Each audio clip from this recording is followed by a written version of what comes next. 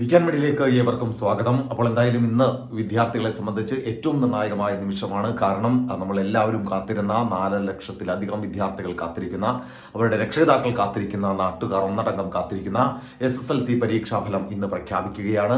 ഇന്ന് വൈകിട്ട് 3 മണിയോടുകൂടി ആരാധ്യനായിട്ടുള്ള വിദ്യാഭ്യാസ മന്ത്രി വി ശിവൻകുട്ടി വാർത്താ സമ്മേളനത്തിലൂടെ SSLCയുടെ പരീക്ഷാഫലം പ്രഖ്യാപിക്കും.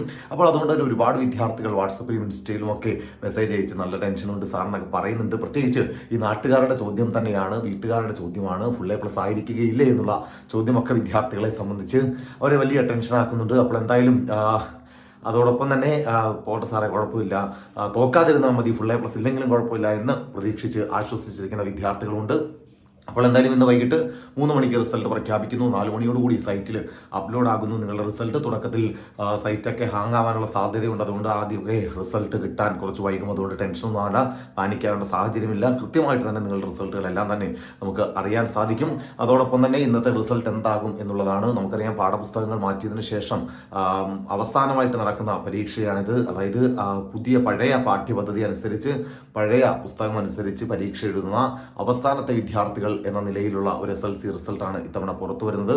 അപ്പോൾ സ്വാഭാവികമായിട്ടും എല്ലാ തവണത്തെയും പോലെയുള്ള റിസൾട്ട് ആയിരിക്കും. വലിയൊരു പരിഷ്കാരമൊന്നും പരീക്ഷയുടെ മാർക്ക് ലിസ്റ്റിലോ ഒന്നും വരുത്താനുള്ള സാധ്യതയില്ല.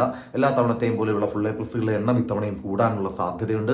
അതോടൊപ്പം തന്നെ വിജയ ശതമാനവും ഏകദേശം പഴയ സാഹചര്യത്തിൽ തന്നെ നിൽക്കുവാനുള്ള സാധ്യതയാണുള്ളത്. അതുകൊണ്ട് ആരും ടെൻഷനൊന്നും ആകണം. മാത്രമല്ല, ഗ്രേസ് മാർക്കിൽ ഒരു വലിയ വർധനവ് ഇത്തവണ ഉണ്ടാക്കിയിട്ടുണ്ട് എന്നുള്ളതും വിദ്യാർത്ഥികൾക്ക് ആശ്വാസം നൽകുന്ന ഒരു കാര്യം തന്നെയാണ്. വാല്യുവേഷനൊക്കെ വളരെ ലിബറലായിട്ടുള്ള വാല്യുവേഷൻ തന്നെയാണ് നടന്നത്. പരീക്ഷകളൊന്നും വലിയ പ്രയാസമായിരുന്നില്ല എന്നും വിദ്യാർത്ഥികൾ പറയുന്നുണ്ട്. അപ്പോൾ എന്തായാലും വലിയ ടെൻഷനൊന്നുമില്ലാതെ ഇത്തവണത്തെ SSLC പരീക്ഷാഫലം പുറത്തു പോകും, അല്ലെങ്കിൽ പുറത്തു വരും എന്നുള്ളതാണ്. അപ്പോൾ എന്തായാലും റിസൾട്ടിന് വേണ്ടി വീക്കെൻഡ് മീഡിയ ഫോളോ ചെയ്യുക. വളരെ കൃത്യമായിട്ടുള്ള റിസൾട്ട് അപ്ഡേറ്റുകളുമായിട്ട് നിങ്ങളുടെ മുമ്പിലേക്ക് എത്താം. ബൈ.